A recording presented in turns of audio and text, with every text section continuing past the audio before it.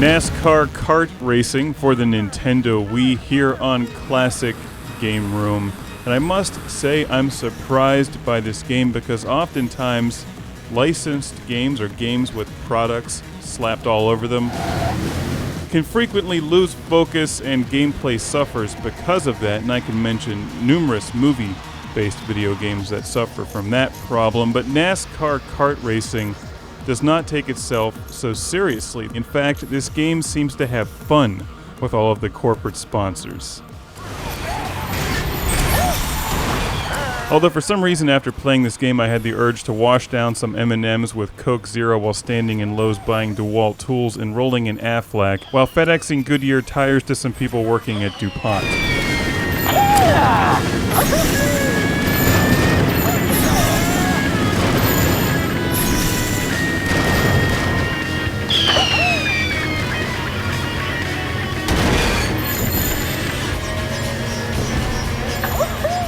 I don't think that it's much of a stretch to say that if you enjoy Mario Kart, you'll probably enjoy NASCAR Kart Racing, whether or not you're a NASCAR fan. Other than the fact that you can choose from numerous NASCAR drivers and little cartoony NASCAR cars, and there's some NASCAR-inspired tracks, the gameplay itself doesn't have much to do with actual NASCAR.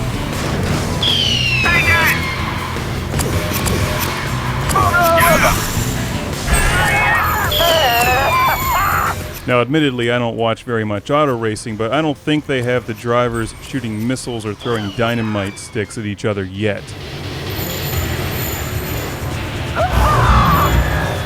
Now, if you believe the movie The Running Man, that should be coming our way in a few years.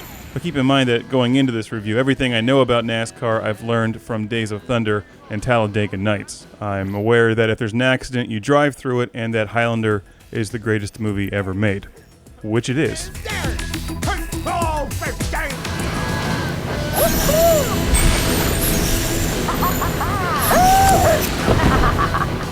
Now, this game has a lot in common with Mario Kart Wii. For starters, you're driving cute little karts around these enormous, well-designed, colorful environments.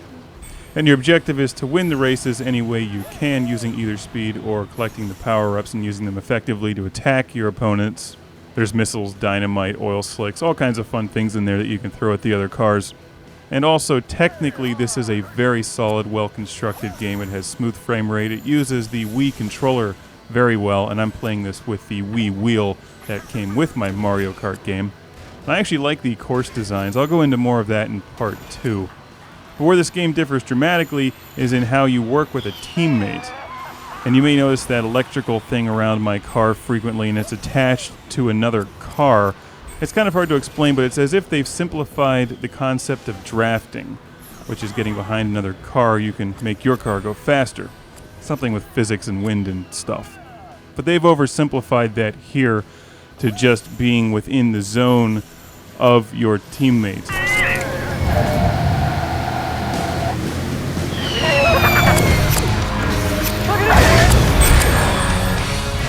When you're in the zone, it charges your boost meter, and then you can actually slingshot in front of your teammate.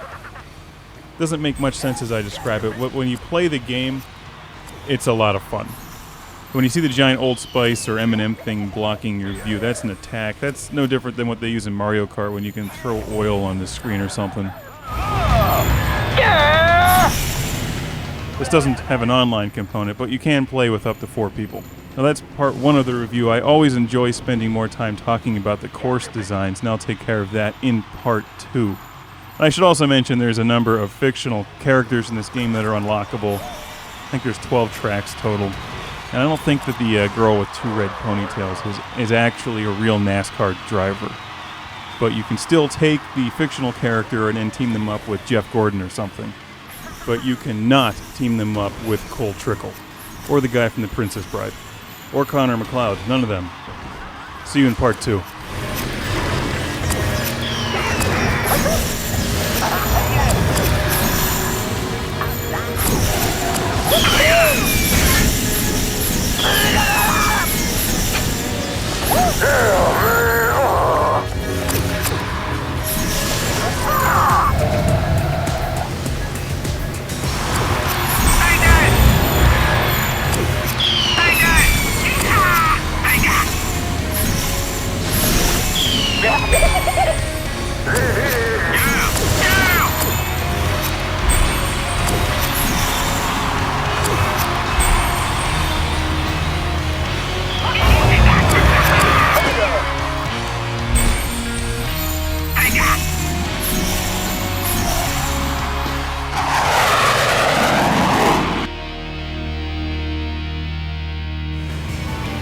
Oh, God!